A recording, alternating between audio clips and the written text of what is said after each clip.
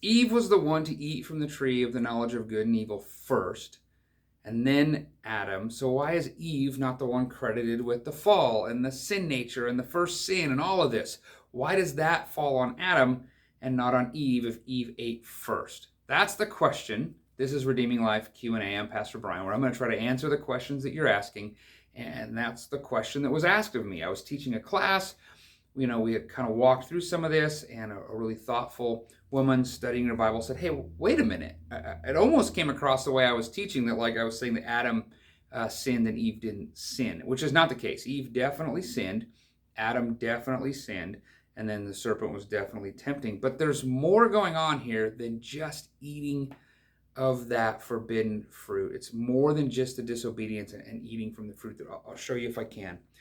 First, we see in the fall when God is first cursing the serpent, then he's cursing the woman, and then in Genesis 3:17 he said to the man, because you listened to your wife and ate from the tree about which I commanded you, do not eat from it. And then here comes the curse. So he's kind of bringing her into that. You listened to her, but the sin wasn't that he ate first. You listened to her. And then people go, okay, well, let's go back and look at the command and let's see what's going on. And if we go back to Genesis 2, the command is don't eat from the tree. That's in verse 16.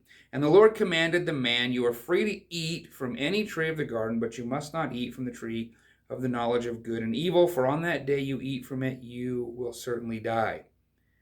But this is not the first place that God gave Adam instruction. If we go back to chapter 1 of creation, when God created man in his own image, he created them male and female. Verse 28 says, God blessed them, and God said to them, both of them, be fruitful, multiply, fill the earth, and subdue it. Rule the fish of the sea and the birds of the sky, and every creature that crawls on the earth.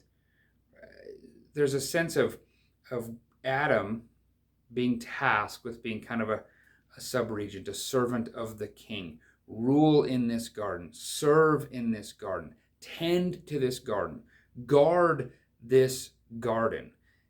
And we see the same Hebrew words play out in Numbers chapter 3 when God institutes the priestly work. So Adam was almost supposed to be like a priest in the garden, serving God in that way. And in Numbers chapter 3, verse 5, the Lord said to Moses, bring the tribe of Levi near and present them to the priest Aaron to assist him.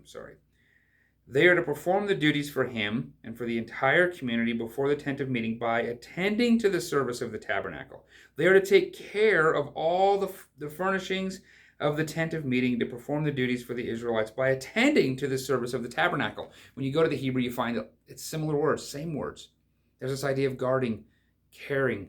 And what we see in the fall is that Adam wasn't guarding the garden. The serpent came in. He wasn't tending to this. He wasn't guarding his wife. He wasn't doing that task, and instead just sort of gave up on those duties, said, I'm not going to do all that, and then went ahead and let the serpent tempt his wife. And then even worse, the serpent's temptation was, you can usurp God. You can be the rule maker. You can be like God. So in a way, Adam was doing a whole lot more. He just kind of hands off on doing his job, and then by succumbing to those temptations, saying, yep, I can be the rule maker. I can be equal to God rather than working underneath him. I think that's really where we see this whole chain of events that were all sinful really starting to play out, which is why Adam is credited with that and not Eve. Adam had this responsibility as the husband, as the guard, as the caregiver. Adam had this task. If that wasn't the case, God would be blaming Eve throughout. But as we read through the Bible, we constantly see Adam is the one who gets the credit for that. Yes, Eve sinned. Yes, Adam sinned.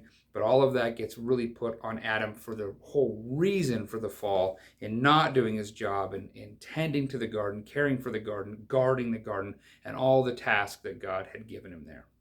You can find more Q&A like this one at our website, redeeminglifeutah.org, Redeeming Life Q&A. If you have questions that you'd like to ask, you can text them or you can send them into the website. The number is 385-368-6665.